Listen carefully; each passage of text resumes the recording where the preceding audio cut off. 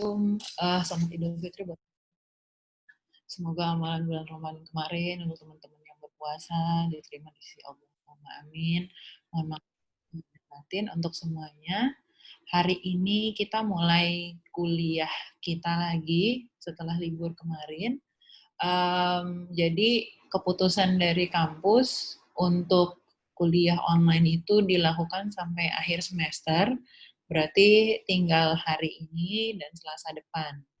Nah, untuk teknis UASnya saya belum tahu apakah UASnya nanti kalian datang ke kampus atau secara online, itu satu. Yang kedua, apakah yang membuat soal itu paralel, jadi dosen tekno nanti berarti harus nyamain soal untuk semua kelas atau soalnya dari dosen masing-masing. Nah, yang akan susah buat kalian sebenarnya kalau soalnya sama untuk semua kelas. Karena kan saya nggak tahu nih kelas yang lain tuh udah sampai apa belajarnya. Bisa jadi apa yang nanti ditanyain takutnya kalian belum belajar gitu. Takut ada yang belum saya ajarkan. Tapi nanti akan saya update lagi. Kalaupun nanti kalian akhirnya sama semua, seragam semua kelas, nanti tekno, nanti pas insya Allah saya pasti akan kasih kisi-kisi ke kalian. Itu yang pertama. Yang kedua, kalau nanti kita misalnya kuliahnya datang, pas UAS itu kita datang ke kampus, jangan lupa kertas UTS-nya dibawa. Yang waktu itu tuh folio bergarisnya dibawa, nanti dikumpulkan ya. Gitu. Terus tadi saya juga udah forward ke kalian soal tugas tekno yang terakhir, tekno 7. Itu nanti bisa kalian lihat, kalian baca kurang lebih model-model pertanyaan UAS untuk kredit sindikasi itu ya seperti itu kira-kira gambarannya. Nggak jauh-jauh dari itu. Kalau perjanjian kredit sindikasi itu nanti nggak perlu referensi ke UPT, nggak perlu ke undang-undang lainnya, lebih banyak hafalan, tapi glosarium yang saya kasih di materi di Google Classroom itu nggak boleh open. Biasanya opennya emang cuma undang-undang aja. Gitu. Ya, oke. Terakhir, kemarin kita sudah bahas tugas kalian yang tugas Tekno 6, kemudian sampai closing kalau saya cek tadi ke Ulfa materinya. Nah, ini kita selesaiin sedikit aja yang CSPA. Irfan ini udah mulai di-record kan ya? Sudah, Bu. Ya, makasih ya. Oke. Sama-sama, Bu. Jadi setelah proses closing, di mana kemudian pada proses closing atau tanggal penutupan, kalau saya boleh ingatkan lagi ke kalian, kalau beli saham berarti pada saat penandatanganan AJB-nya, akta jual beli sahamnya di pasal 56, kemudian pelunasan harga sahamnya, kemudian kalau akuisisi dari pemegang saham berarti penandatanganan akta akuisisi sahamnya itu pasal 128 ayat 2. Kemarin saya udah beberapa koreksi di tugas tekno kalian itu sebutin dasar hukumnya, padahal yang ditanyakan tuh untuk spesifik satu transaksi aja. Tapi kalian jawab 128 ayat 1 dan 2, padahal peruntukannya beda. 128 ayat 1 itu untuk akuisisi dari direksi atau pengambil alihan dari direksi, sedangkan yang 128 ayat 2 itu untuk akuisisi langsung dari pemegang saham. Jangan sampai salah ya dasar hukumnya ya. Untuk jual beli saham pasal 56 ayat 1. Jadi masing-masing satu pasal maksudnya yang satu pasal, yang 128 itu ada ayat 1 ayat 2 beda. Ada malah yang jawab 128 ayat 3. Nah, itu nggak berhubungan sama sekali 128 ayat 3. Oke. Kemudian ya setelah closing ada klausul di CSPA itu pengakhiran perjanjian. Jadi apabila penjual atau pembeli ini pada saat pemenuhan prasyarat conditionsnya ternyata misalnya salah satu ada yang ingkar atau ada yang tidak bisa memenuhi, kemudian ingin membatalkan perjanjian. Nah, itu diatur di CSPA-nya bagaimana mekanisme pengakhiran perjanjiannya, ya. Kemudian mengenai pembatalan perjanjian biasanya dimasukkan penyampingan pasal 102, 1266 dan 1267 KUH Perdata. Ini saya udah pernah jelasin waktu kita belajar GVA. Kalian bisa baca, intinya adalah mengapa para pihak dalam suatu perjanjian itu masukin pasal 1266, supaya ketika melakukan pembatalan perjanjian, itu tidak perlu dimintakan pembatalan ke hakim, tapi bisa berdasarkan kesepakatan para pihak saja. Itu intinya.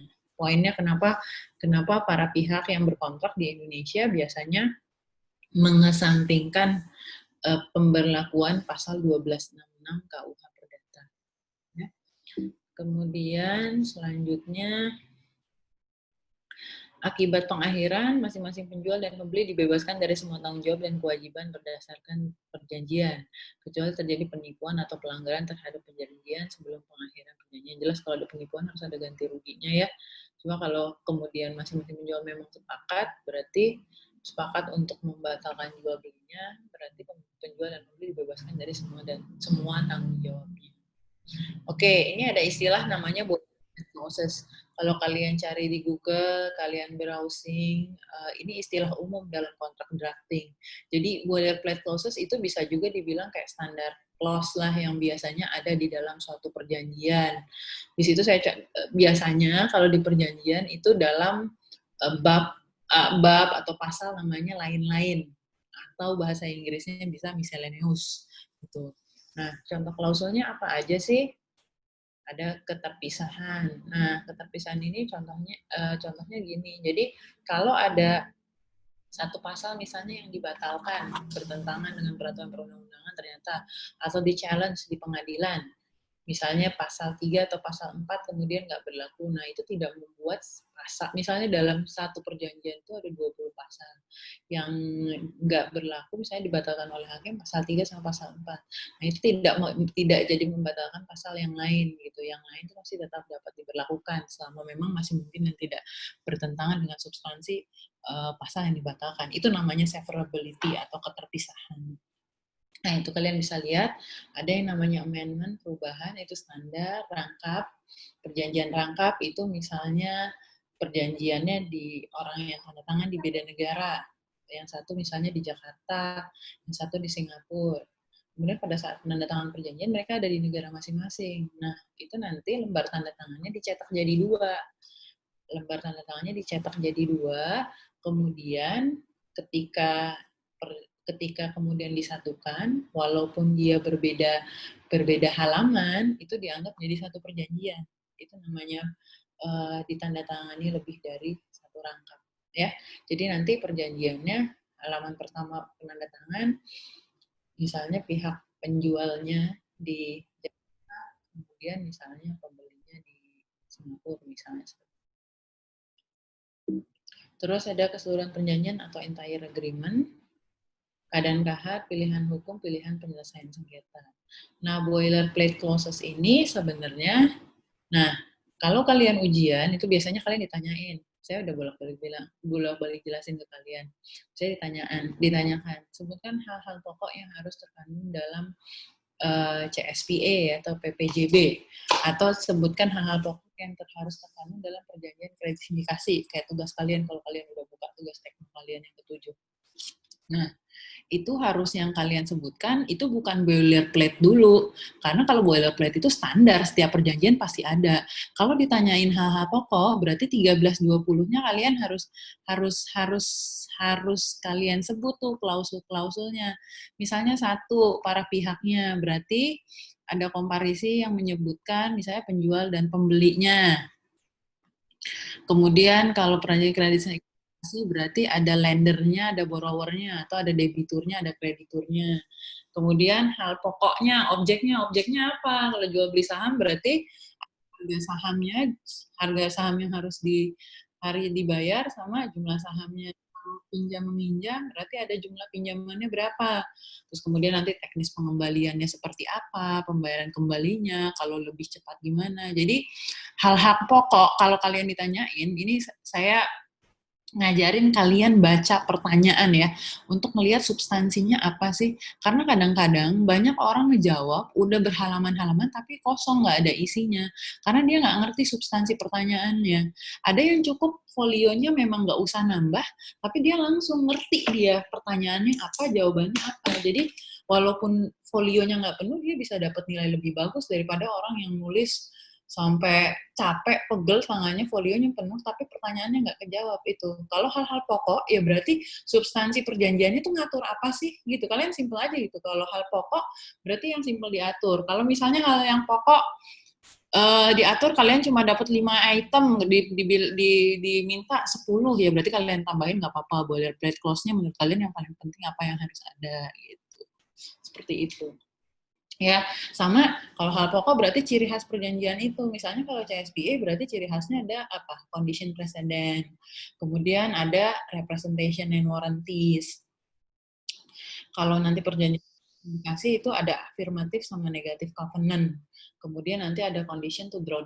Nah, itu nanti kita akan lihat ya waktu kita belajar perjanjian komunikasi.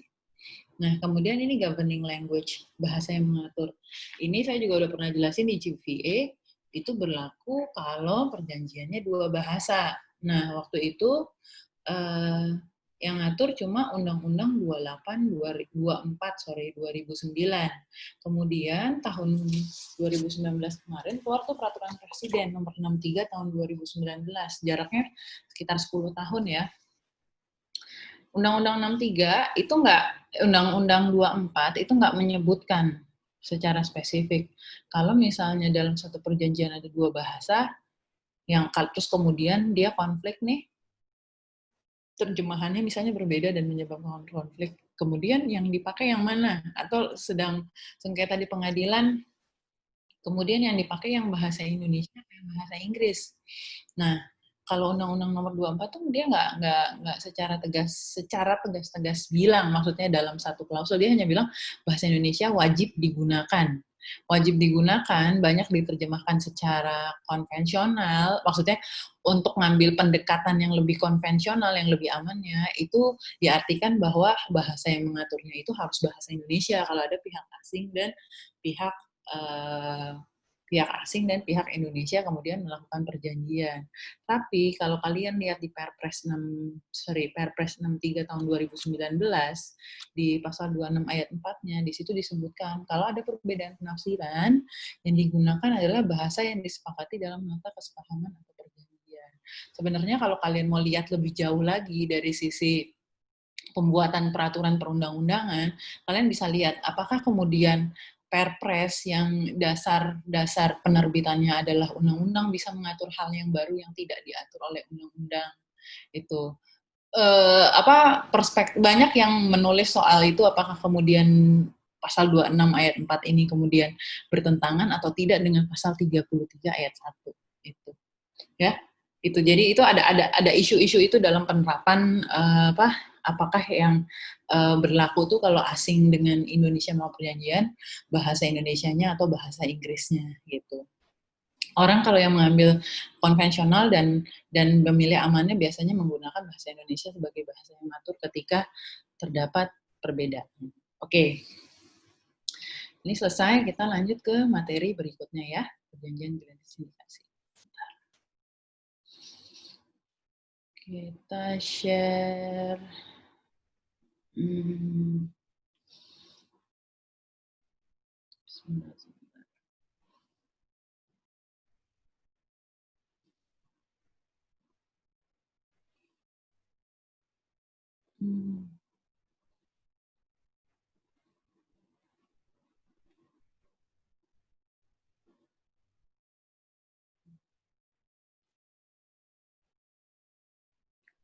Givari udah bisa dengar saya?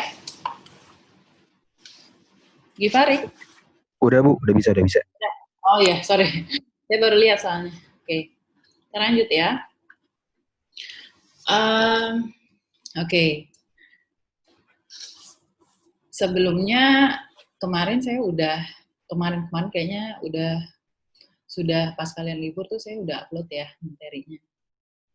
Ada perjanjian kredit sindikasi, terus kalau kalian lihat saya nyertain juga tuh ada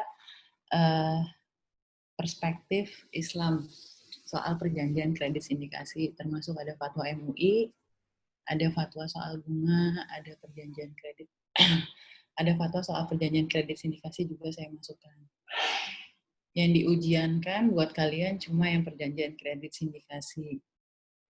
Kenapa kemudian saya masukkan juga yang satu? Karena itu buat nambah perspektif kalian, itu yang pertama. Yang kedua, itu kewajiban saya sebagai guru untuk ngejelasin ke kalian. Karena itu bisa mempengaruhi pilihan karir kalian.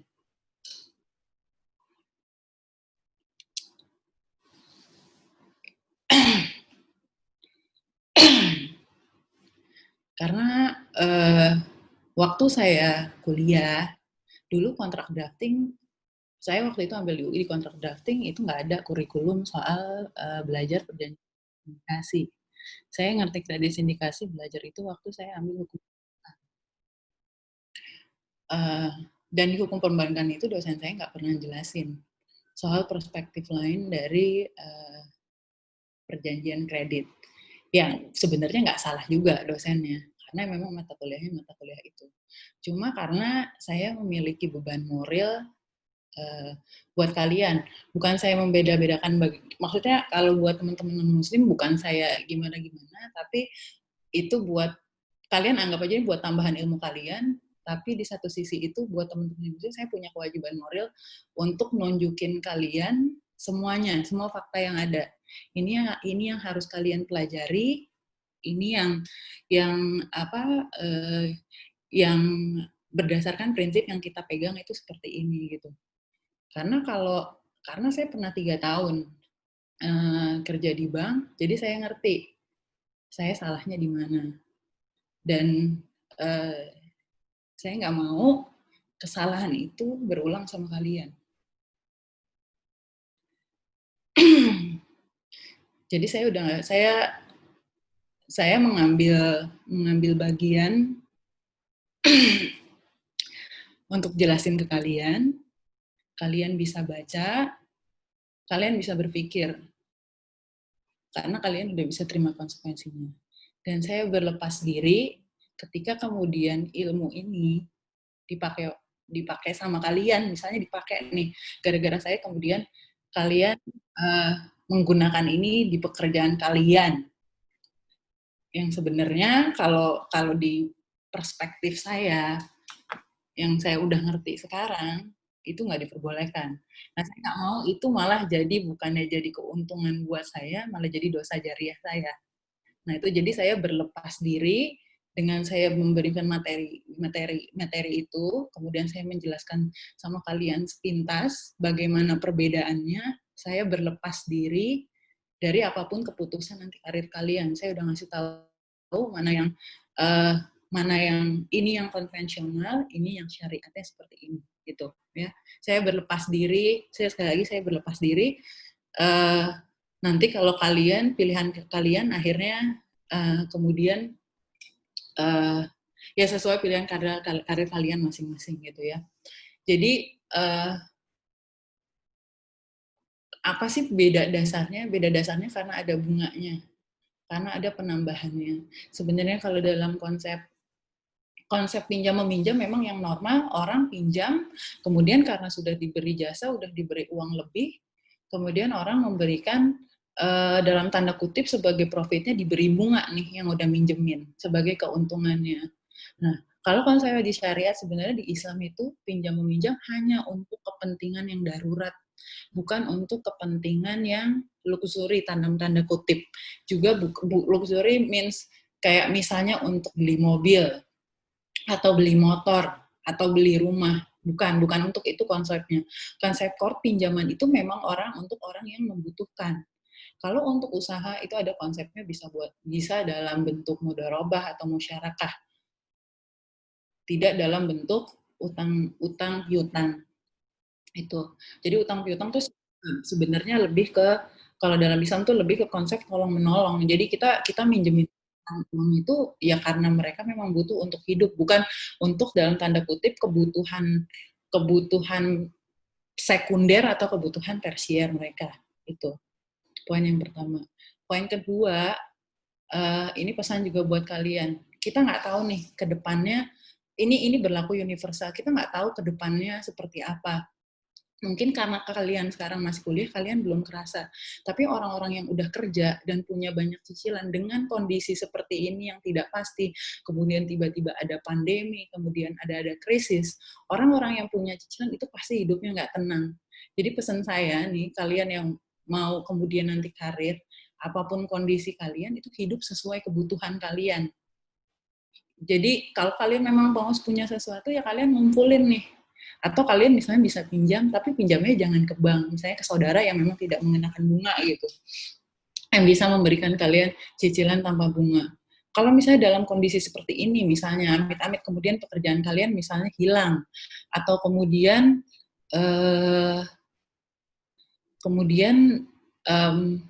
sekarang gajinya atau dipotong, udah nggak bisa lagi bayar cicilan. Itu kalian di dalam kondisi seperti ini udah nggak bisa bertahan, kita nggak tahu nih ke depannya, karena kondisi dunia ke depan itu nggak akan, kalau menurut saya itu nggak akan lebih baik, nggak bisa jadi lebih buruk. Bisa jadi ada pandemi lagi, atau kemudian nanti ada krisis, kemudian mungkin ada bencana-bencana yang kita nggak ngerti lagi gitu. Jadi kalian dari sekarang, kalian masih kuliah, kalian harus berpikir ke depan strategi kehidupan kalian tuh seperti apa. Menurut saya itu ya, itu berlaku untuk semua orang. Orang yang nggak punya utang, itu hidup akan lebih tenang. Orang berprinsip bahwa bisnis itu harus utang, itu nggak benar. Kalian malah akan pusing di masa krisis, di masa apa, kalian akan pusing kalau kalian punya utang. Itu ya, apalagi ke bank atau ke leasing yang berbunga akan numpuk terus gitu ya. Itu oke. Saya masuk ke materi kita, ke perjanjian kredit sindikasi. Oh ya, satu lagi, kenapa kemudian saya kasih tahu kalian bisa lihat di PowerPoint di poin 22 kalau nggak salah di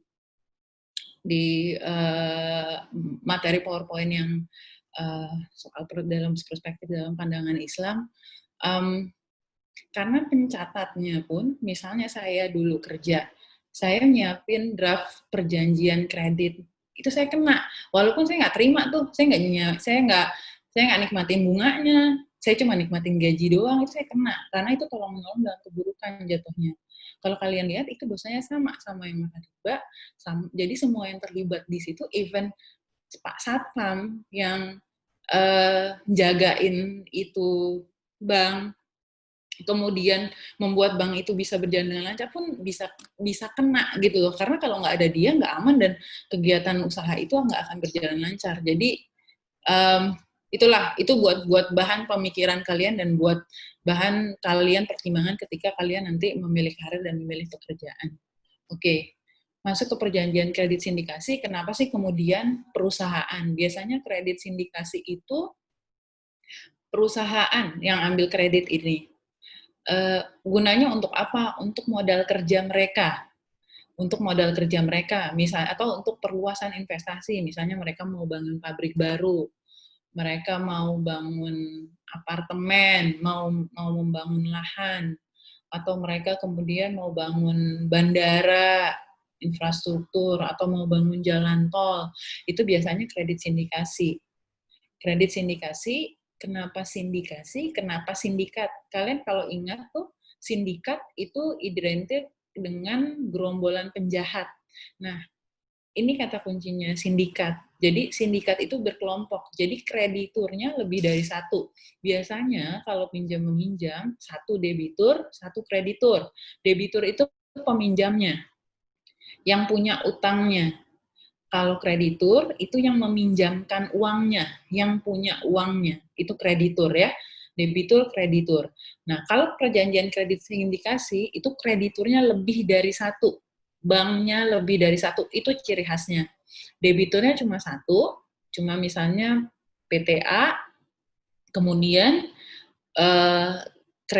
kreditur sindikasinya itu lebih dari satu bank. Misalnya sindikasi bank A, Bank B, Bank C. Dia membentuk sindikasi memberikan pinjaman kepada debitur PT ABC. Sebentar ya, saya share ke kalian ilustrasinya.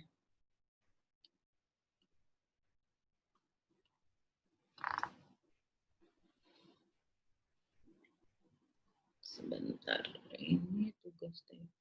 Oke. Ya, ini ilustrasinya. Jadi sebelum kita masuk, saya kasih gambarannya dulu ke kalian ya. Transaksinya jenisnya seperti apa sih? Jadi perjanjian kredit sindikasi itu menggambarkan kira-kira transaksi ini yang ada di ilustrasi ini. Oke, debiturnya atau borrowernya itu PT Maju Jaya. Kemudian ini yang mau ngutang ya, debitur atau borrower ini yang mau ngutang. Kemudian yang mau minjamkan uang itu ada Bank A, Bank B, dan Bank C. Istilahnya kreditur atau lender ya. Kemudian di sini perjanjiannya perjanjian kredit sindikasi, syndicated loan agreement, atau kalau di PowerPoint kalian itu disingkat jadi SLA, untuk lebih singkatnya ya, SLA, syndicated loan agreement. Nah, ini yang tadi saya bilang, kenapa kemudian namanya sindikasi? Sindikat, itu dia berkelompok. Ini ciri khasnya. Kenapa sih kemudian dia berkelompok? Kenapa nggak satu bank aja? Karena kredit sindikasi itu membutuhkan jumlah uang yang dipinjamkan tuh lebih banyak daripada pinjaman lainnya. Kenapa? Karena biasanya kreditur sindikasi itu kreditur sindikasi meminjamkan uang tuh untuk proyek-proyek besar. Kalau kalian lihat contoh transaksi yang saya kirimkan ke kalian di Google Classroom, itu misalnya untuk bangun bandara Kertajati, atau kemudian bangun jalan tol, bangun infrastruktur lah yang jumlahnya tuh mungkin untuk satu bank itu kalau dia minjamin sejumlah itu bisa melebihi batas maksimum pemberian kreditnya yang dibolehkan Bank Indonesia, bisa jadi. Makanya kemudian dia mengajak bank lain untuk bekerja sama, kemudian meminjamkan uang ini ke si PT yang membutuhkan ini, ke si PT Maju Jaya ini, gitu ya. Nah, di sini kalian juga lihat ada beberapa istilah. Ada yang namanya arranger, ada lead manager, ada facility agent, ada security agent. Oke, saya minta tolong buka glosarium kalian. Yosua, coba buka glosarium, Yosua. Yosua bisa dengar saya? Yosua ada? Kevin ada nggak, Kevin? Kevin ada? Kevin nggak ada? David ada? David juga nggak ada? Bisa dengar suara saya nggak, Santo? Ada Bu, ada suaranya Bu. Ya. David nggak ada ya? Dia nggak masuk. Oke, Kevin. Halo, Kevin. Kevin bisa dengar saya, Kevin?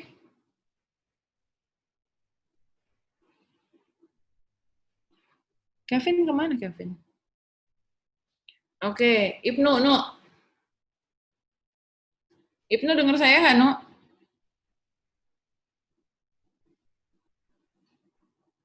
Ibnu, kok saya nggak bisa dengar ya? Halo? Bisa, Bu. Kok saya... Ya, Ibnu, Bu, saya nggak ada suaranya. Kenapa ya? Sorry, tadi Elizabeth suara saya kecil ya. Oke, jangan Ibnu kalau gitu. Ibnu coba keluar lagi, masuk lagi, Nu. Coba Elizabeth bisa dengar saya?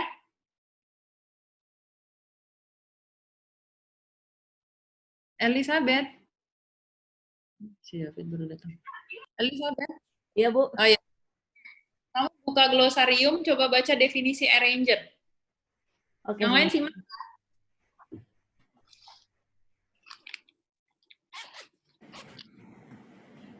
Glosarium.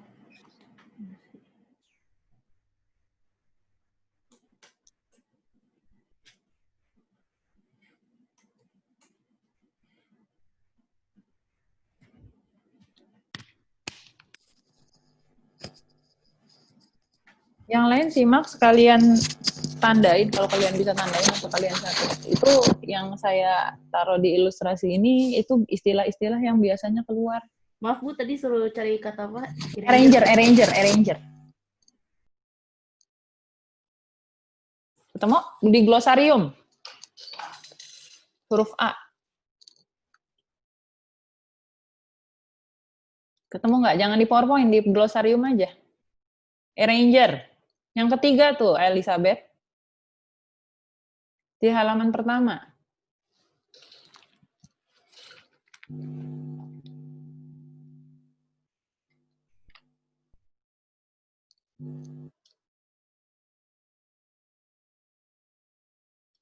Halo? Halo? Halo? Elizabeth?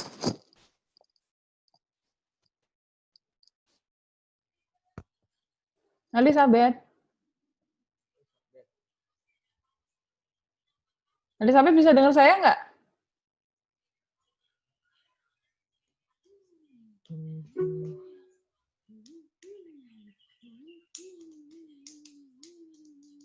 Halo? Oke. Kalau gitu yang udah siap, Elisa. Richard, mic-mu buka. Richard? Ya, Halo? Bisa dengar saya? Suaramu kan jauh banget. Bisa Bu, bisa. Coba kamu buka glosarium, udah kebuka belum? Dari tadi Bu, udah. Udah, ayo baca. Richard, suara kamu kecil banget, gedein coba. Oke Bu, udah gede belum Bu? Udah, coba baca arranger definisinya apa? Terus segala sesuatu terkait pinjaman. Enggak, ulang. Yang kencang. Arranger adalah bank yang mengatur segala sesuatu terkait pinjaman sindikasi, mulai dari persiapan dokumen-dokumen kredit, menawarkan keikutsertaan pada bank-bank lain, memonitor kegiatan sampai dengan penandatanganan pinjaman sindikasi, dan memonitor kegiatan setelah penandatanganan, Bu. Iya, terus baca sampai habis. Dengan demikian, tugas arranger adalah mempertemukan calon borrower dengan calon pemberi pinjaman, menjabatangani komunikasi antara para pihak tersebut, serta mempersiapkan dokumentasi seperti dokumentasi kredit dan perjanjian agunan, Bu. Iya, lanjut sampai habis. Tugas sebagai arranger ini cukup berat, dan untuk melaksanakan tugas ini, arranger memperoleh arranger fee. Oke, makasih Richard. Oke, jadi arranger itu tugasnya dalam tanda kutip kayak calo. Misalnya gini nih, PT Maju Jaya ini udah punya akrab nih sama Bang C, dia udah punya lah pinjaman sebelumnya sama Bang C gitu, pernah minjem sama Bang C udah selesai, kemudian dia punya rekening di Bang C, terus dia bilang sama Bang C saya mau perluasan pabrik nih, saya butuh pinjaman, cuma kayaknya pinjamannya besar dan kayaknya bisa jadi kamu nih nggak bisa cover nih pinjaman yang saya butuhkan karena ini jumlahnya besar banget gitu. Kemudian Bang C bilang, oh iya bisa saya cariin deh, bisa Bapak perlunya pinjamannya sampai berapa triliun.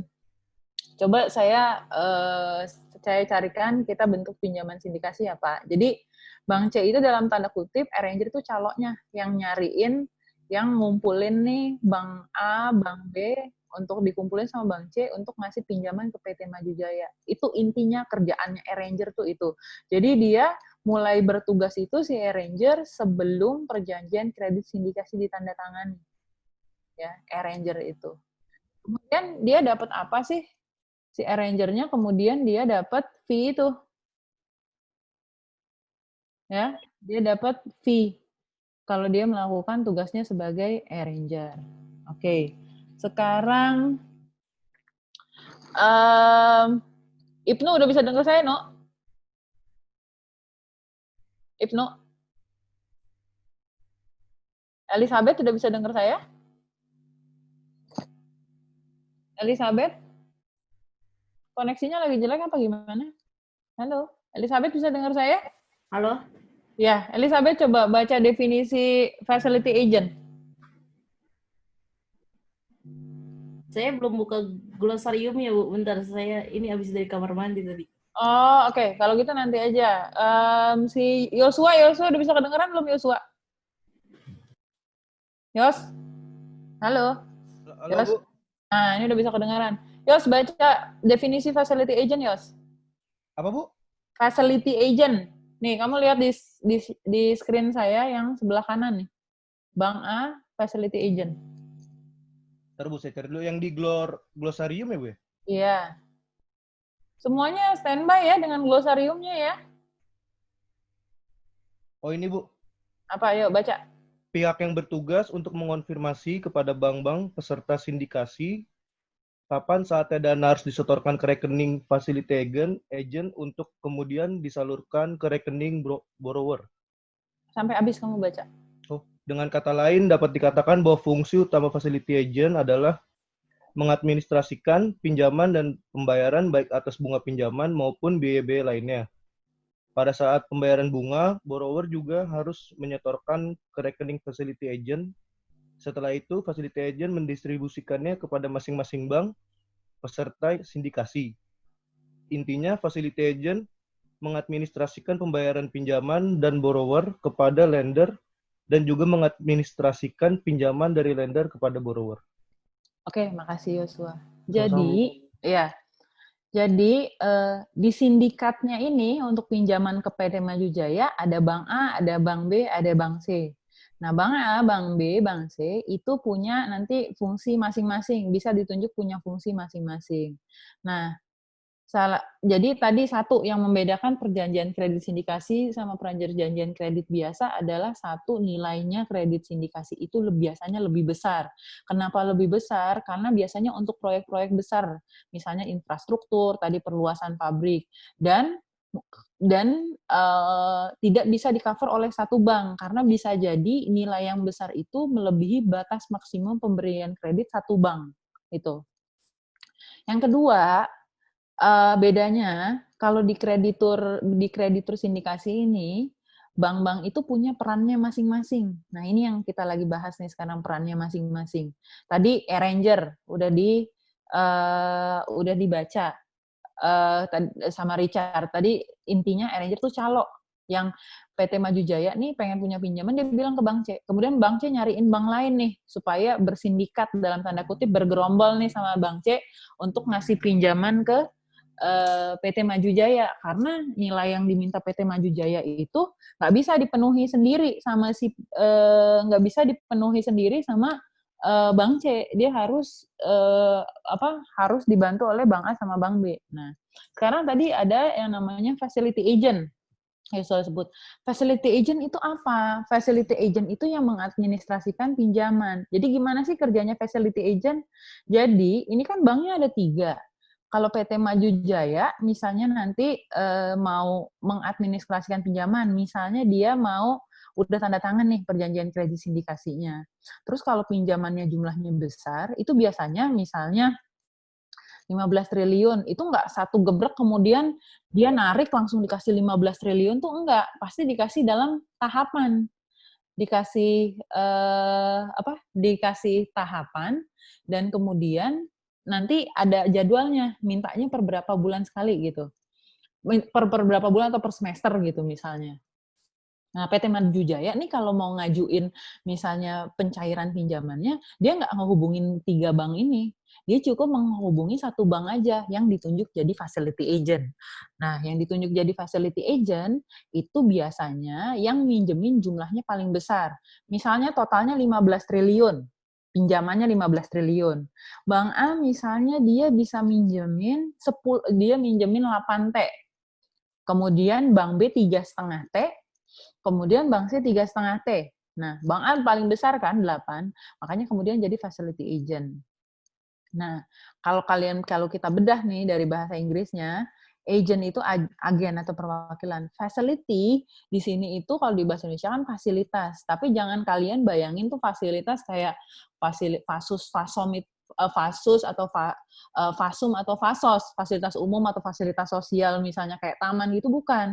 Tapi dalam konteks perjanjian kredit, fasilitas itu maksudnya fasilitas kredit yang diberikan oleh bank. Fasilitas kredit yang diberikan oleh bank.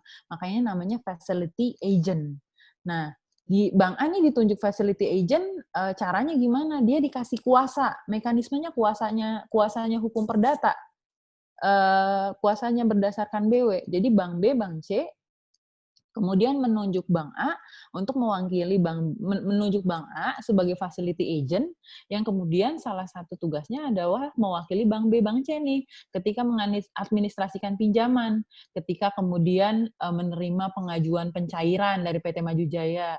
Terus nanti PT Maju Jaya kalau dia mau bayar pinjaman, dia juga nggak ngehubungin Bank B sama Bank C, dia cukup hubungin Bank A. Jadi kontak personnya istilahnya udah ditunjuk nih si Bank A ini kalau berkaitan dengan pencairan pinjaman, pembayaran pinjaman, kemudian misalnya dia nggak bisa bayar, dia mau mengajukan reschedule pembayaran pinjaman. Nah, dia ngajuinnya ke si ngajuinnya ke si Bank A ini. Ngajuinnya ke si Bank A ini. Karena dia udah ditunjuk sebagai facility agent. Kenapa sih kemudian ditunjuk sebagai facility agent? Karena ribet, udah nanti pinjamannya besar, kalau menghubungkannya satu-satu ke A, dia ngubungin ke A juga, misalnya A nggak bisa dikontak ke B, ke C, ya nanti jadi ribet gitu, jadi nggak efisien prosesnya. Makanya kemudian ditunjuk satu orang, pokoknya untuk administrasi pinjaman, ini menghubunginya Bank A.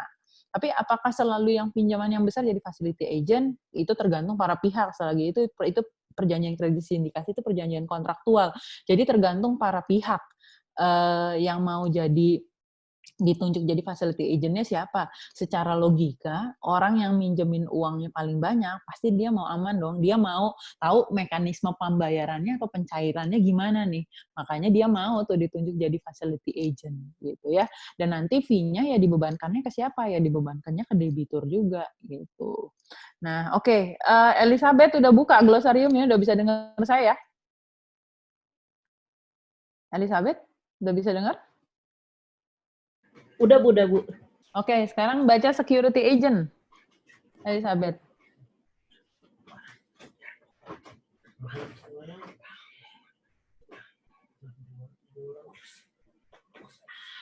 Security agent adalah pihak yang bertugas mengadministrasikan agunan dan bertindak mewakili para lender dalam melakukan eksekusi jaminan atau melakukan tindakan-tindakan hukum atas agunan-agunan tersebut.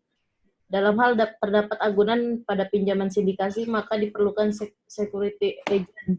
Bila agunan tidak ada, maka security agent juga tidak diperlukan. Oke, makasih. Security agent di sini itu konteksnya jaminan ya, kalian ingat. Jadi kalau kita ngomongnya konteksnya hukum bisnis secara umum, security itu pasti bukan keamanan ya. Kalian jangan bayangin itu satpam. Terus pokoknya berhubungan dengan keamanan dan ketertiban, bukan. Security itu di sini konteksnya adalah jaminan. Jaminannya itu jaminan kolateral, bukan representation and warranties ya. Jadi ini security ini bukan diartiin keamanan dalam konteks misalnya kayak satpam, bukan.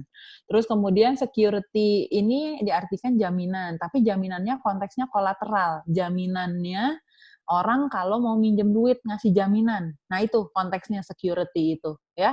Security agent. Security-nya tuh security kolateral jaminannya. Misalnya gini, PT Maju Jaya kan mau pinjem duit nih kredit sindikasi. Jumlahnya tadi berapa? 15T, gede kan?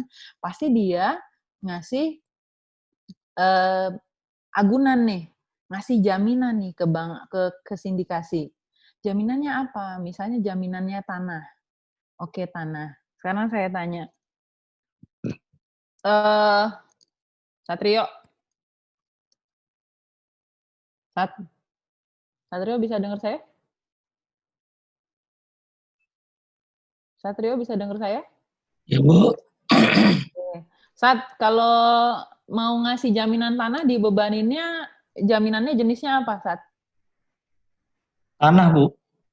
Tanah, ya. Dibebankannya jaminan apa? Jenis jaminannya?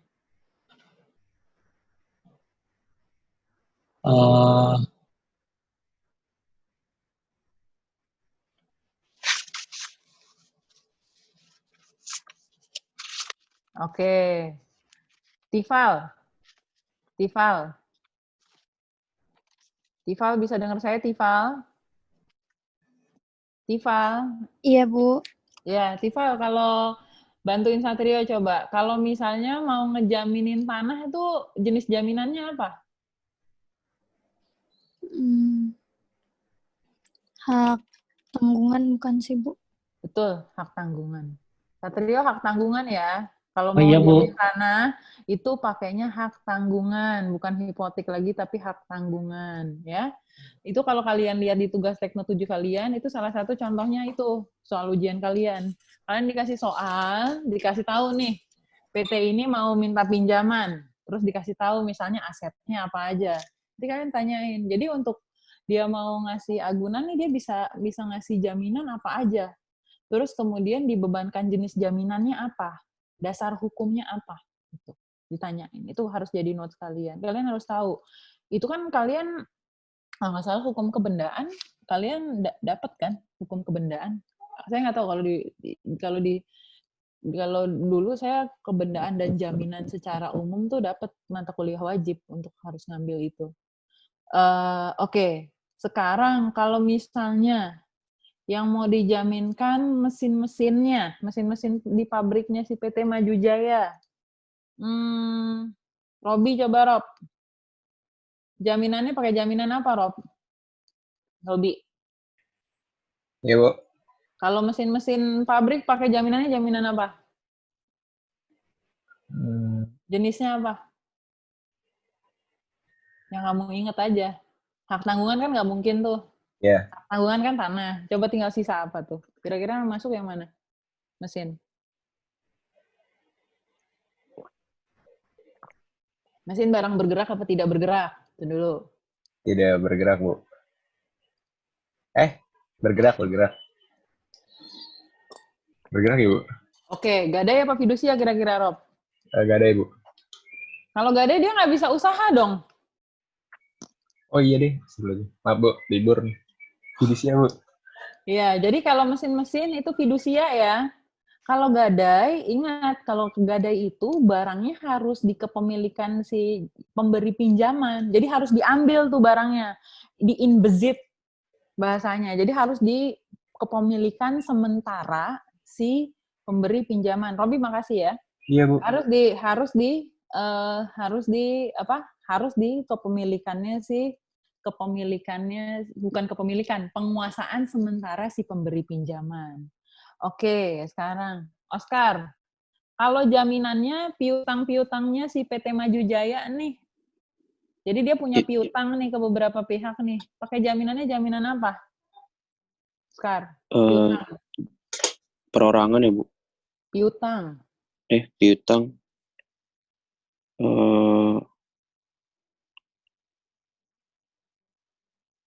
Ayo. Kamu PK-nya hukum bisnis kan? Iya, Bu. Oke, Denisa bantu, Den. Kalau piutang apa, Den? Denisa? Perjanjian Obligasi ya, Bu? Bukan. Jaminannya apa? Piutang bisa dibebankan jaminan apa? Piutang itu fidusia ya. Tagihan itu. Fidusia. Piutang itu tagihan. Bisa fidusia. Nanti kalian bisa lihat lagi ya. Jadi intinya adalah kalian harus ngerti tuh paling nggak secara umum objek-objek masing jaminan tuh apa aja. Di Indonesia coba siapa yang jawab ya?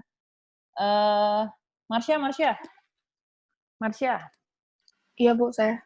Iya, jaminan di Indonesia ada apa aja coba sebutin, Marsha. Jaminan khusus ya. Kan ada jaminan umum, jaminan khusus. Yang saya tanya jaminan khusus apa aja? Khusus. Jaminan kebendaan. Apa aja coba di Indonesia? Tadi kan teman-temannya udah beberapa udah jawab tuh. Oh, jaminan kebendaan bergerak tidak bergerak, Bu. Yang gadai, fidusia, ces. Iya, apa aja? Gadai, terus? Untuk benda bergerak kan gadai, fidusia, saya sebut jenisnya aja. Jenisnya aja langsung. Oh, gadai, fidusia, ces dengan sebagai jaminan, resi gudang, hak tanggungan, hipotek, kredit verban. Oke. Itu ya jenis-jenisnya. Cuma kalau sesi itu nggak gitu kuat sih sesi, tapi nggak apa-apa. Jadi itu ya, kira-kira jaminannya nanti kalian saya kasih PowerPoint soal jaminan secara umum, nanti kalian baca ya, itu kira-kira nanti kalian analisa, kalau ini nih masuknya objek jaminan yang mana, seperti itu ya. Oke, Sekarang David, udah masuk David?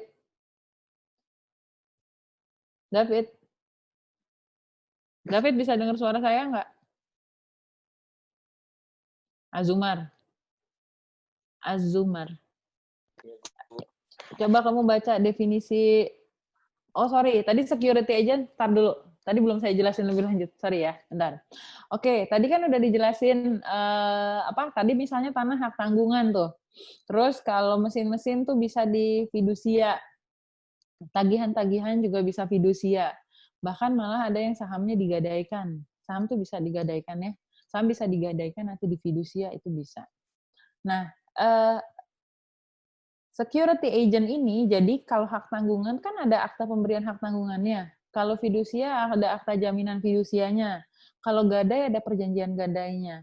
Nah, nanti yang tanda tangan itu bukan Bank A, Bank B, Bank C keroyokan tuh tanda tangan perjanjian jaminannya. Tapi cukup bank yang ditunjuk jadi security agent tanda tangan dengan PT Maju Jaya, misalnya akta pemberian hak tanggungan. Akta pemberian hak tanggungan kan berarti pihaknya ada penerima hak tanggungan, ada pemberi hak tanggungannya. Pemberi hak tanggungannya itu berarti pemberi hak tanggungannya berarti PT Maju Jaya kan, penerimanya adalah Bank B. Penerimanya adalah si sindikasinya. Sindikasinya diwakili siapa? Security agent, ya. Jadi Bank B ini kalau simpelnya dia dapat kuasa nih dari Bank A sama Bank C untuk ngurusin hal-hal yang berkaitan dengan jaminan. Jaminannya yang berkaitan dengan jaminannya untuk ngasih kredit sindikasi gitu. Jadi tadi kalau Bank A ditunjuk tuh untuk ngurusin administrasi pinjamannya, mau bayar pinjaman telat, pinjaman, itu ngubunginnya Bank A nih, karena udah dikasih kuasa untuk ngurusin segala hal yang berhubungan dengan pinjaman. Kalau security agent itu menghandle segala hal yang berhubungan dengan jaminannya, jaminan yang membackup si pinjaman ini. Jadi nanti kalau mau tanda tangan perjanjian jaminan, ya yang tanda tangan Bank B. Kemudian nanti ada mau eksekusi jaminan, yang ngurusin juga Bank B. Jadi pokoknya segala hal yang berhubungan dengan jaminan itu nanti berhubungannya sama Bank B sebagai security agent ini, gitu ya. Oke, Azumar coba baca soal lead manager atau manager di glosarium. Lead manager. Lead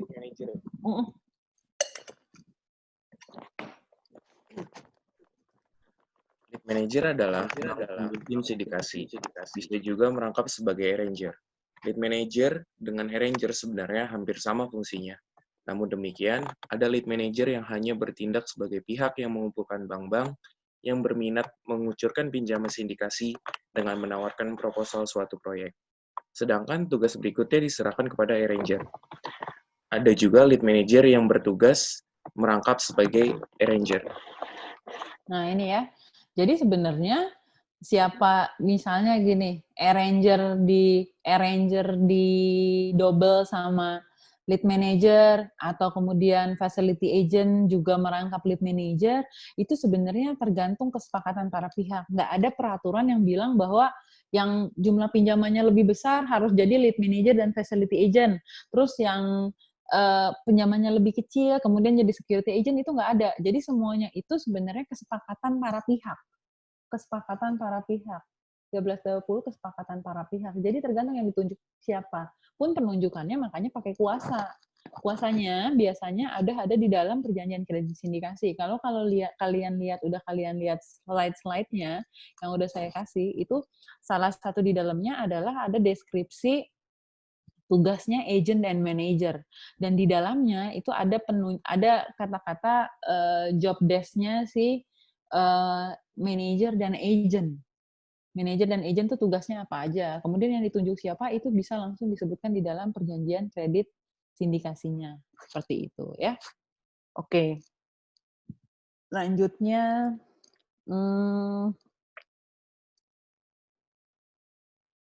sebentar ya. Muhammad Alveno. Iya, Bu, hadir, Bu. Ya, coba kamu baca escrow account, definisinya escrow account. Ya Bu, sebentar Bu. Mm-mm.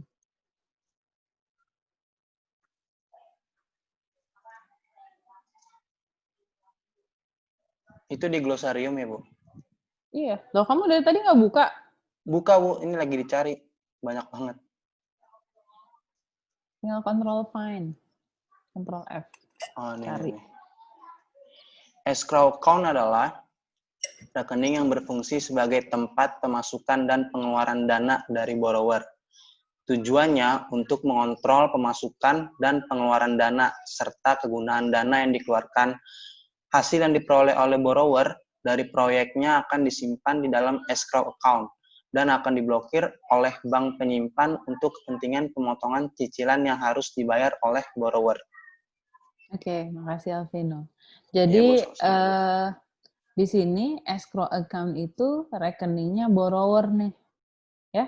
Account itu kalau di dalam istilah ini kredit itu account itu rekening ya. Di sini escrow account ini rekeningnya si borrower. Jadi nanti keluar masuk dia pendapatan kemudian si pinjaman itu masuknya ke escrow account ini. Facility agent, tadi facility agent yang mengadministrasikan pinjaman ada namanya facility agent account atau rekeningnya si facility agent nih. Nah, nanti pinjaman-pinjaman yang dari sini nih yang mau dicairin untuk debiturnya itu dimasukkan di dalam rekeningnya si facility agent. Pun nanti PT Maju Jaya ketika bayar dia dimasuk ke bayarnya ke ini, ke si facility agent account lewat si account ini gitu ya. Nah, ini teknisnya juga sekali lagi itu bisa diatur mau pengaturannya seperti apa, tapi kira-kira tuh prinsip besarnya tuh seperti ini. Tapi detailnya itu bisa berubah sesuai kebutuhan, bisa di-customize sesuai kebutuhan masing-masing pihak yang berkontrak di dalamnya. Ya, kira-kira seperti itu. Oke, kita masuk ke PowerPoint-nya ya. Sebentar. Saya share.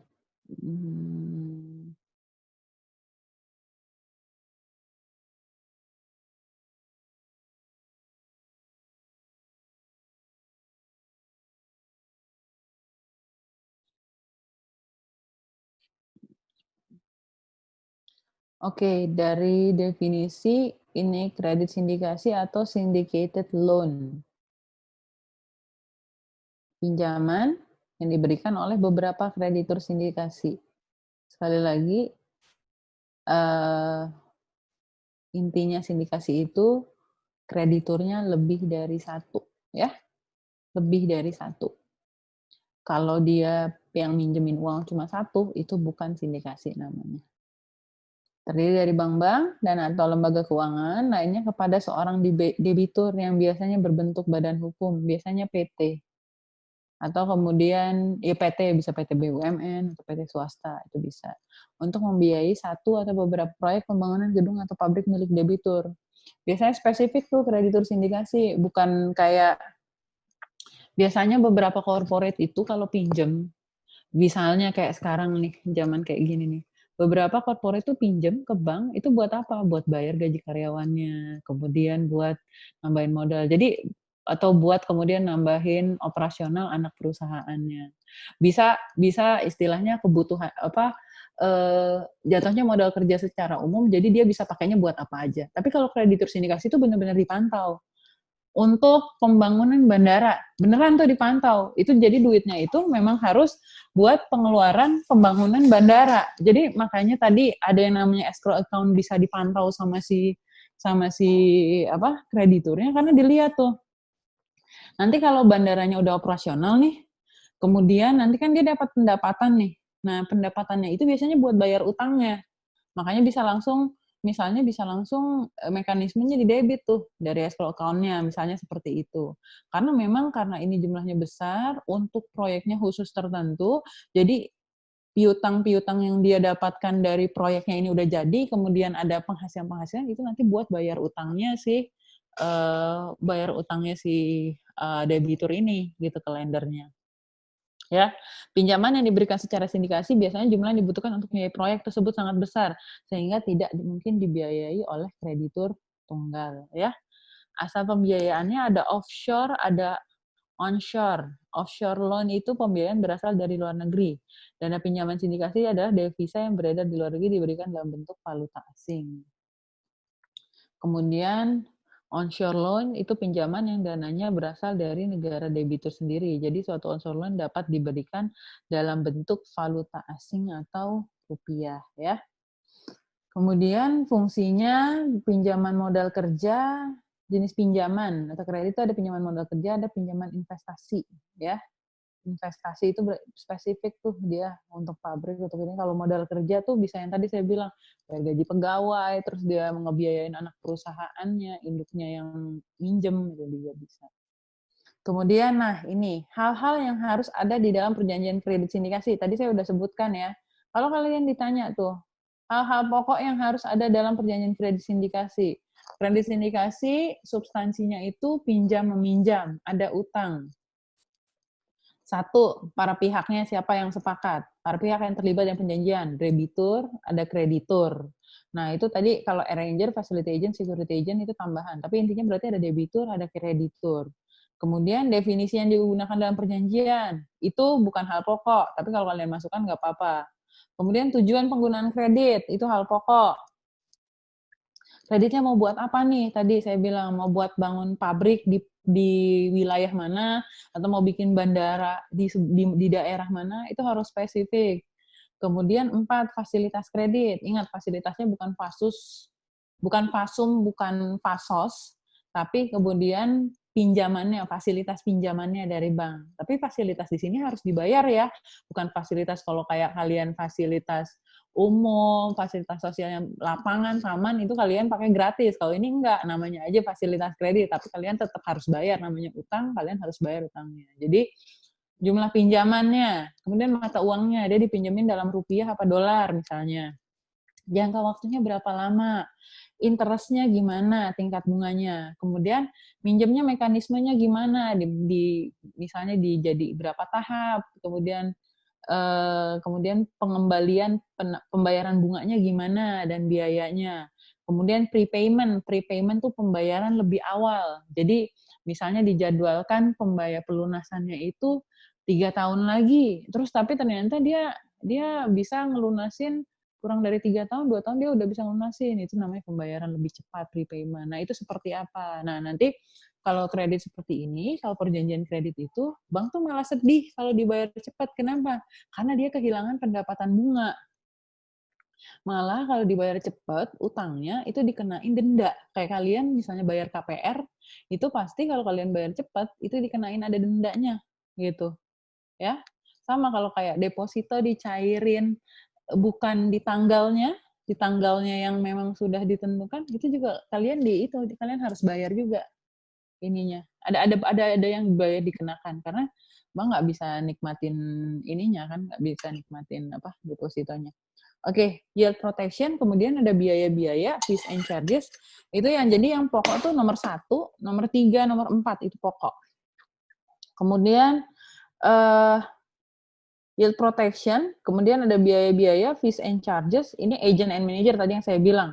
Jadi security agent, facility agent, lead manager itu tugasnya, kemudian kuasanya itu bisa diberikan di nomor 7 itu. Kemudian pernyataan dan jaminan. Nah, pernyataan dan jaminannya, kalau kemarin kita belajar perjanjian jual beli saham bersyarat, itu dari penjual dan pembelinya. Nah, kalau pernyataan dan jaminan di perjanjian kredit sindikasi itu cuma dari debiturnya aja. Kenapa? Karena debiturnya yang ngutang. Debiturnya yang ngutang, debiturnya yang nggak punya duit. Makanya kemudian dia ngasih pernyataan dan jaminan yang banyak banget ke bank. Bank kan yang ngutangin duit. Duitnya gede lagi, 15T yang diutangin oleh 3 bank ini. Pasti dia mau dijamin banyak banget deh, termasuk misalnya untuk itu nanti di affirmative covenant. Misalnya menjamin ya dia bahwa dia benar-benar didirikan berdasarkan berdasarkan hukum yang berlaku di Republik Indonesia. Kemudian dia menyatakan dan menjamin juga bahwa dia tidak dalam keadaan pailit. Terus dia menyatakan dan menjamin juga bahwa dia tidak ada sengketa misalnya di pengadilan negeri manapun yang melibatkan direksi dan komisarisnya, termasuk perusahaannya yang menyebabkan dia tidak bisa membayar utang-utangnya. Itu juga bisa dimasukkan pernyataan dan jaminan. Intinya kalau orang utang, karena kalau di perjanjian kredit sindikasi, debitur dan kreditur itu nggak imbang. Pasti posisinya akan lebih kuat kreditur. Makanya kemudian persyaratannya kreditur untuk debitur itu akan sangat banyak sekali. Untuk apa? Untuk jaminan kepastian pembayaran. Gak mau dong, mau dikasih 15T, dia nggak dibayar lagi, pasti dia akan minta pernyataan dan jaminan yang banyak. Nah, pernyataan dan jaminan kalau nggak dipenuhi, akibatnya apa? Wan prestasi. Wan prestasi kalau perjanjian kredit, akibatnya apa? Akselerasi pembayaran. Jadi misalnya harusnya utangnya bisa dibayar sampai 3 atau 4 tahun lagi. Kalau ada dia wan prestasi, dia bisa misalnya dikasih jangka waktu 1 bulan atau 2 bulan, udah saya nggak mau nerusin, misalnya udah tahap 1 nih udah dikasih 5T, terus dia wan prestasi, pernyataan dan jaminan misalnya terbukti terpenuhi dan salah gitu ya. Terus kemudian ya udah sindikasinya tuh di stop, udah misalnya udah dievaluasi, udah dipanggil banknya, itu nggak bisa ditolerir misalnya sama banknya, ya udah kemudian diputus, dia dikasih jangka waktu, ya dia harus melunasi beserta bunganya dan pokoknya si 5T itu plus bunganya, kemudian ya yang sisanya yang 10T-nya hilang gitu. Jadi gitu. Jadi yang dijagain banyak banget. Hal-hal yang harus dilakukan affirmative covenant. Nah, ini nomor 9 ini juga hal pokok nih yang biasanya aja di perjanjian kredit. Yang boleh dilakukan, yang wajib dilakukan atau harus dilakukan pada selama jangka waktu perjanjian kredit sindikasi apa aja sih? Misalnya gini, biasanya tuh kalau orang mau ngasih kredit segede gini, pasti sampai pemegang sahamnya si PT Maju Jaya ini dilihat. Kira-kira nih pemegang sahamnya misalnya ada 3 orang, misalnya 2 individu, 1 PT. 2 individu ini akan dilihat, nih orang blacklist nggak, di blacklist nggak, atau kemudian bank tuh biasanya punya beberapa daftar yang mereka bisa cek, ini orang nih bermasalah nggak, terus blacklist nggak, pernah pilot nggak, itu sampai sedetail itu, termasuk direksi komisarisnya juga dicek sama bagian risknya. Apakah ini beresiko nggak kita ngasih kredit segede gini? Nah, kemudian itu tuh dari hasil pemeriksaan itu kemudian ditulis tuh salah satunya, misalnya si bank ini nih mau ngasih pinjaman karena ada jaminan misalnya si Bapak A yang memang reputasinya misalnya di Indonesia sudah terkenal baik, pengusaha sukses, dia nggak pernah mangkir, kreditnya dia lancar, selain di bank ini kemudian dia bisa dia berhasil, dia selalu membereskan utang-utangnya gitu. Nah, si bank ini salah satu mau ngasih utangnya nih karena si bapak ini. Nah, di affirmative covenant bisa dimasukin tuh sama si banknya. Dia pakai bahasa secara umum. PT Maju Jaya harus mendapatkan persetujuan dari kreditur sindikasi terlebih dahulu sebelum melakukan perubahan pemegang saham. Karena bisa jadi si bank tuh khawatir. Jadi gini, bank bisa jadi selain dia dapat jaminan khusus dari asetnya perusahaan, bisa jadi dia juga dapat personal guarantee. Biasanya bank tuh minta selain minta jaminan dari aset-asetnya perusahaan, dia biasanya minta tambahan jaminan. Misalnya personal guarantee dari si para pemegang sahamnya. Tapi pada prakteknya, eksekusi personal guarantee itu agak susah. Kenapa? Karena kalau jaminan individu, itu tuh jaminannya, kalau kalian lihat di KUHP itu jaminannya umum. Jaminan umum itu mengcover seluruh mengcover seluruh hartanya. Jadi dalam prakteknya waktu itu saya pernah handle waktu itu ini bank itu ini PT itu udah nggak bisa bayar, terus dievaluasi semua barang-barangnya itu udah dijaminkan dan dia punya utang sama pihak lain. Terus ada personal guarantee mau dieksekusi itu agak sulit gitu eksekusinya. Jadi saya lupa pemegang saham itu punya rekening juga di bank kita atau gimana, itu mau dieksekusi cuma bank tuh agak kurang berani untuk eksekusi ya karena itu. Karena kalau jaminan khusus kan bendanya spesifik. Tanahnya tanah A di lokasi A. Terus kalau mesin yang difidusiakan, mesinnya jenisnya apa aja, serinya didetailin. Kalau piutangnya juga jelas. Piutangnya misalnya piutang ke PT apa, dalam periode tanggal berapa sampai tanggal berapa, kira-kira jumlahnya berapa. Nah, kalau jaminan umum ini, personal ini nggak ada jumlah spesifiknya. Jadi, kadang-kadang bank tuh, itu tuh cuma buat rasa aman aja, tapi ketika eksekusi tuh agak sulit, bank itu juga ada agak kekhawatiran ketika kemudian dia ngambil nih hartanya yang si personal guarantee ini, kemudian nanti dipermasalahkan di kemudian, misalnya terus kurang kuat dasarnya dan segala macamnya itu salah satu permasalahannya. Nah, makanya kemudian tadi saya bilang balik lagi di affirmative covenant biasanya si kreditur tuh si debitur tuh harus ngelaporin laporan keuangannya. Misalnya yang baik yang in-house maupun yang audited. Kemudian dia tadi misalnya mau rubah pemegang saham harus disetujui dulu. Terus dia nggak boleh dia harus ngelaporin misalnya kalau ada perubahan asetnya dia atau ada penambahan misalnya dia harus ngelaporin sampai sedetail itu. Tadi balik lagi kenapa sedetail itu karena utangnya cukup besar, bank itu punya kekhawatiran dan itu cara mitigasi resikonya mereka walaupun sebenarnya ini cuma pernyataan aja tapi ya itu nanti jatuhnya kalau mereka nggak memenuhi berarti jatuhnya one prestasi di affirmative covenant. Nanti kita bisa lihat jenis-jenis affirmative covenant seperti apa. Kemudian hal-hal yang tidak boleh dilakukan. Misalnya dia selama ada pinjaman ini dia nggak boleh melakukan merger. Nggak boleh, kalau merger kan berarti digabungkan, nanti asetnya gabung sama perusahaan lain tuh bisa dia nggak boleh merger. Dia nggak boleh menjaminkan aset-aset dia lainnya ke tempat lain, itu bisa ya. Kemudian syarat-syarat penarikan atau conditioning of drawdown, condition precedent. Jadi kalau mau tadi saya bilang misalnya 15T dibagi 3 tahap. 555 misalnya. 555 kemudian nanti ada syaratnya.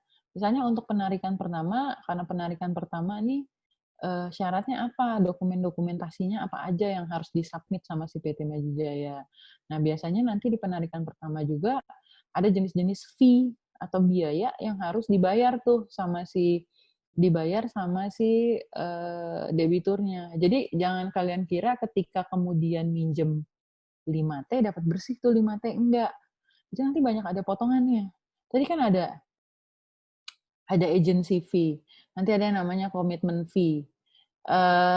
Agency fee itu tadi yang buat bayar facility agent, security agent. Itu nanti kalau misalnya biasanya sih bukan mereka bayar, bukan si debiturnya bayar, tapi nanti langsung dipotong dari pinjamannya. Nanti juga ada commitment fee. Commitment fee itu jadi nanti misalnya ditarik 5T, yang belum ditarik 10T. Nanti 10T itu ada perkaliannya, dikali persentasenya, fee-nya berapa tuh karena yang 10T belum dipakai, itu ada biayanya juga. Jadi nanti dapatnya itu nggak murni 15T, pasti ada potongan-potongan biaya administrasi itu dari perhitungan-perhitungan itu. Ya. Terus Oke, balik lagi tadi syarat penarikan, kemudian non prestasi. Nah, ini ada nanti jenis-jenis non prestasinya tuh karena apa aja. Nanti kita belajar ada yang namanya cross default. Cross default jadi misalnya dia perjanjian di pihak lain, di sini. Dia one prestasi sama pihak lain. Perjanjian dengan pihak lain.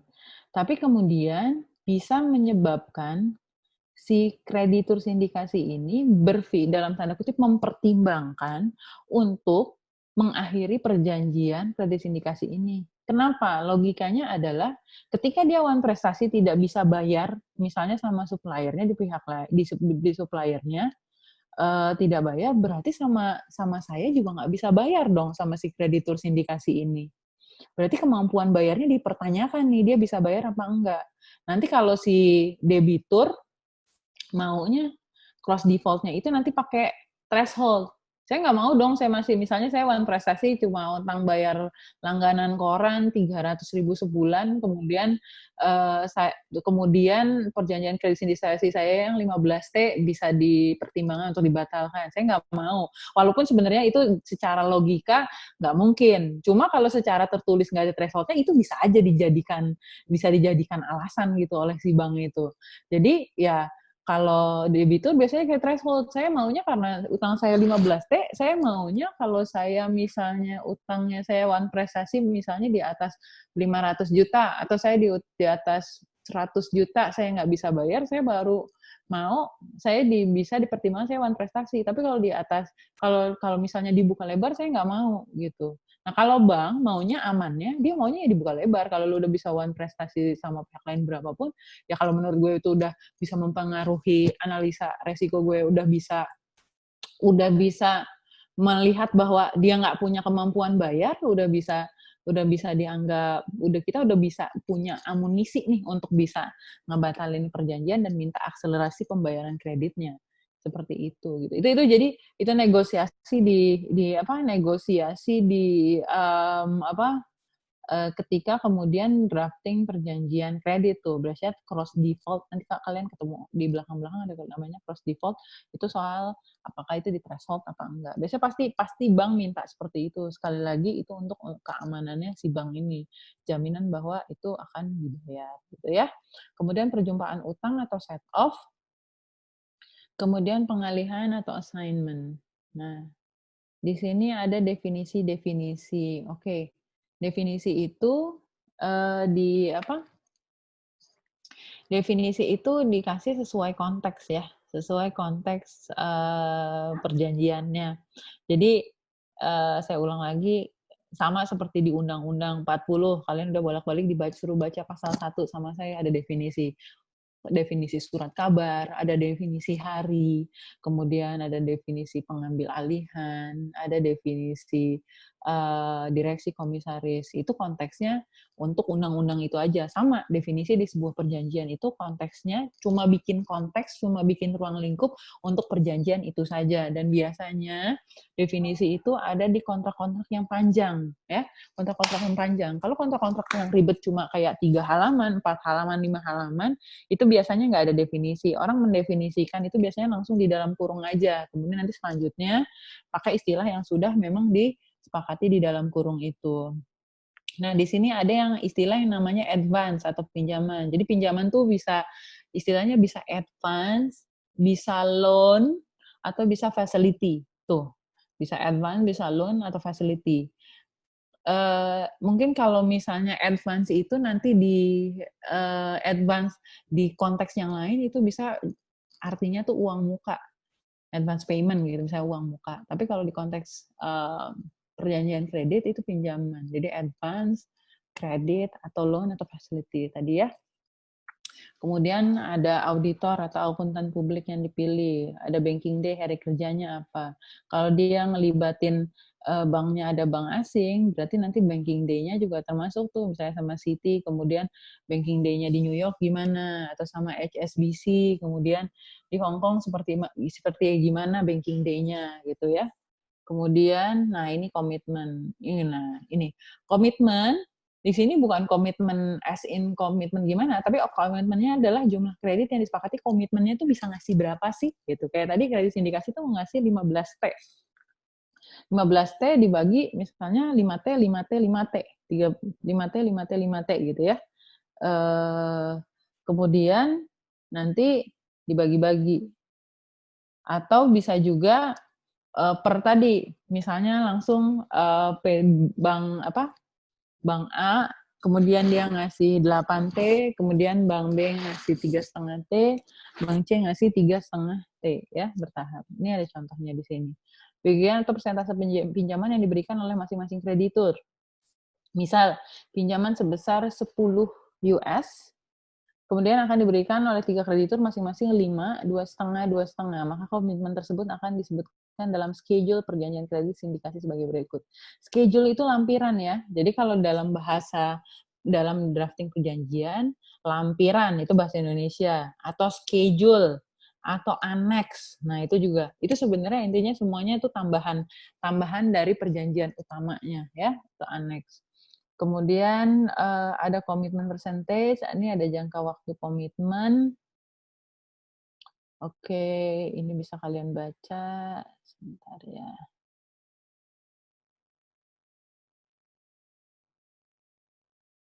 Nah, oke, ada istilah lagi, coba repayment date di glossary, sebentar ya. Saya jelasin lagi.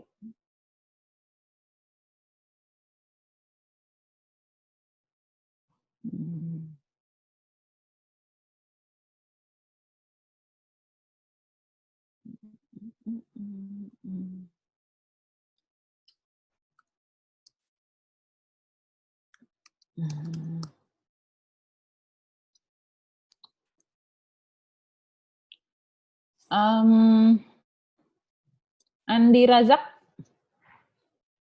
Razak, boleh baca definisi covenant di glosarium? Andi Razak?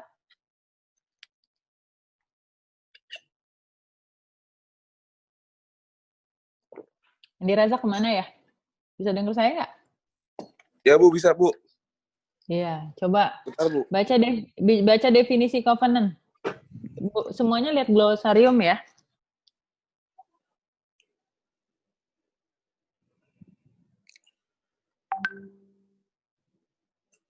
Definisi apa, Bu? Definisi covenant. Di bawahnya court of jurisdiction.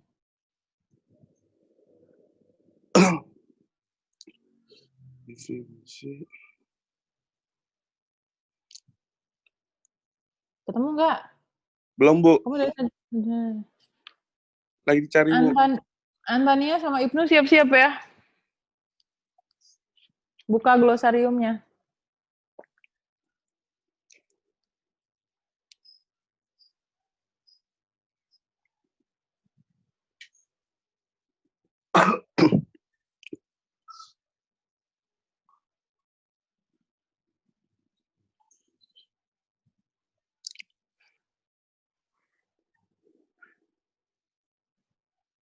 Ketemu nggak? Ini, Bu. Bentar, Bu.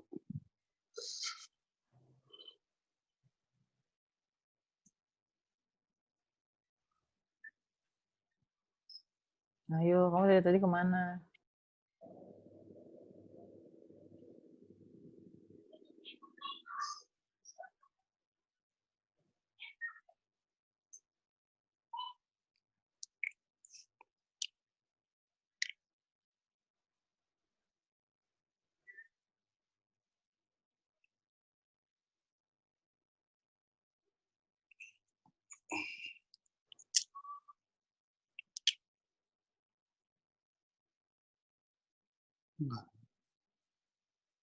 Udah?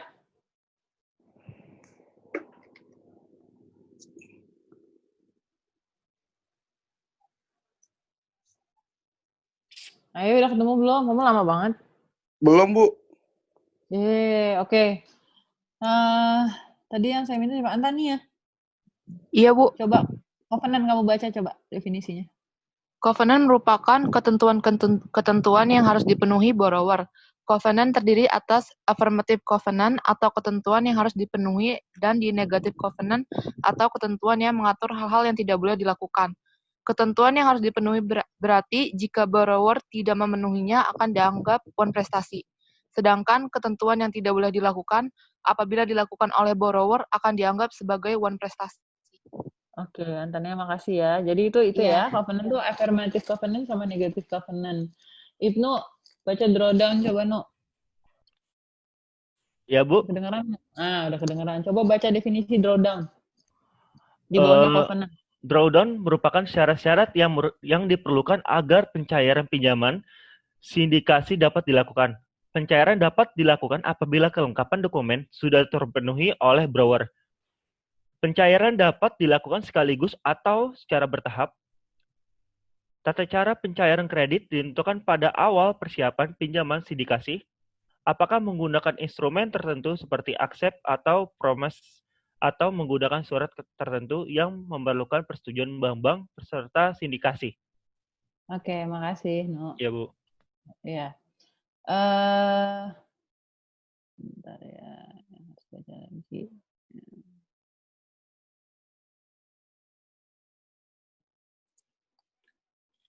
Oke.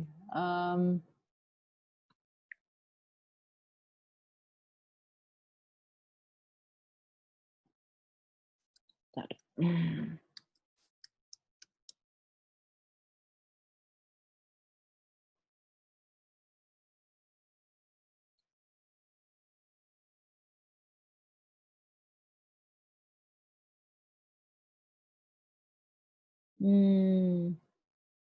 Oke, ini ada definisi yang perlu kalian tahu, repayment date atau payment date atau loan payment date itu tanggal di mana pada saat itu debitur harus melunasi utang pokok ditambah bunganya secara bertahap. Misalnya 6 bulan sekali dimulai sejak bulan ke-30 terhitung dari tanggal perjanjian kredit sindikasi.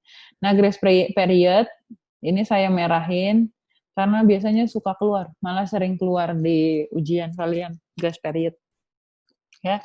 Jadi periode sejak penarikan kredit yang pertama sampai dengan bulan tertentu yang ditentukan pada perjanjian kredit sindikasi, debitur hanya berkewajiban membayar bunga pinjaman tanpa pinjaman pokoknya. Jadi bayar bunganya dulu, pokoknya belakangan tuh, gitu ditentuin. Coba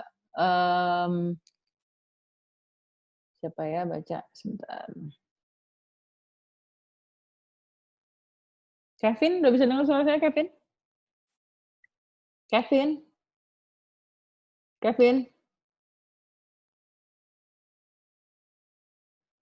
Rana deh, Rana. Coba baca definisi grace period di glosarium. Baik, Bu.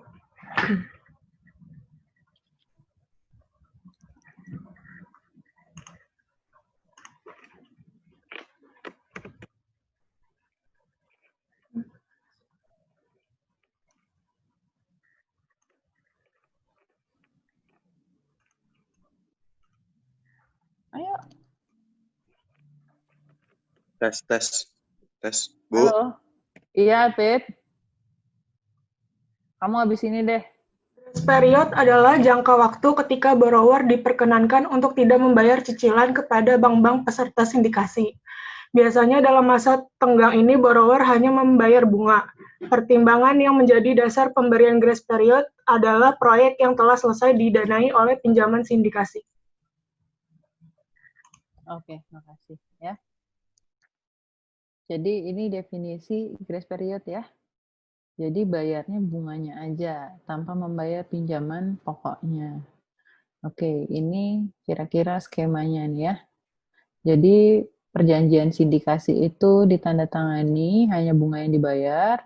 Kemudian bulan ke-30 dari tanda tangan SLE ini baru utang pokoknya dibayar berikut bunganya. Ini ya. Ini namanya grace period. Oke, kemudian ini ada fasilitas kredit atau pinjaman. Jadi ini pokoknya nih, pokoknya perjanjian kredit sindikasi ada di klausul ini. Ada di klausul soal fasilitas kredit. Ada agreement to loan, ada tujuan loan-nya apa nih? Disebutkan proyeknya apa, kemudian, nah ini makanya jelas tuh, tranche A, tranche B. Pun kalau mau di kemudian satu tujuan harus jelas. Jadi pokoknya kalau kredit sindikasi itu harus jelas, maunya dipakai apa itu harus jelas. Kemudian drawdown-nya gimana, interest-nya gimana. Terus ini bunganya bisa refer ke LIBOR, SIBOR, JIBOR. Jadi ada standar rate di Singapura, LIBOR tuh di London, JIBOR tuh di Jakarta, kemudian misalnya ditambah berapa persen gitu. Itu ada suku bunganya, ya. Ini, nah terus ini ya, default interest denda bunga jika debitur tidak membayar bunga pada saat jatuh temponya, maka sejak saat itu tingkat suku bunga atas bunga yang belum terbayar itu tersebut dinaikkan. Kemudian ada repayment loan, itu adalah pembayaran pinjaman sindikasi, ditentukan di awal dan biasanya dilakukan periodik per triwulan atau per semester. Oke, kita sampai di slide 16. Kalian coba buka soal yang tadi saya kirim ke kalian. Ada yang mau ditanyain nggak soal tugasnya? Cara ngerjainnya sama kayak kemarin ya. Kirimnya ke email, nanti saya detailnya saya kirimin. Dari soalnya kalian ada yang bingung nggak pertanyaannya? 1 sampai 5. Nomor 5 itu kalian buat, jadi kalian lihat di PowerPoint, misalnya poin-poinnya apa, kalian kreasikan sendiri aja.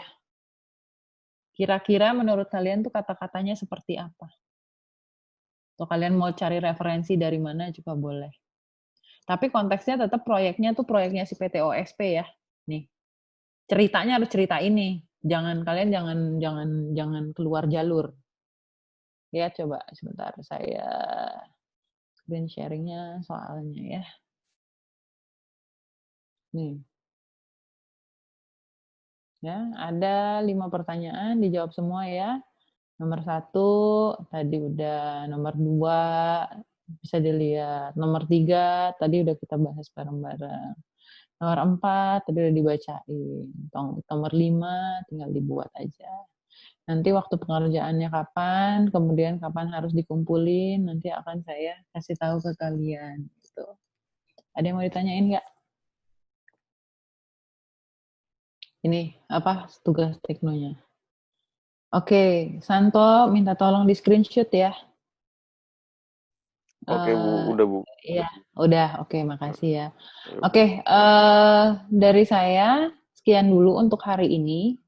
Nanti kita lanjut lagi insya Allah minggu depan. Nanti soalnya detailnya, pengirimannya gimana, deadline-nya kapan, nanti saya kasih tahu lagi di grup, nanti saya upload juga di Google Classroom ya. Oke, terima kasih ya semuanya ya. Assalamualaikum warahmatullahi wabarakatuh. Makasih Bu. Makasih Bu. Terima kasih, Bu. Makasih Bu.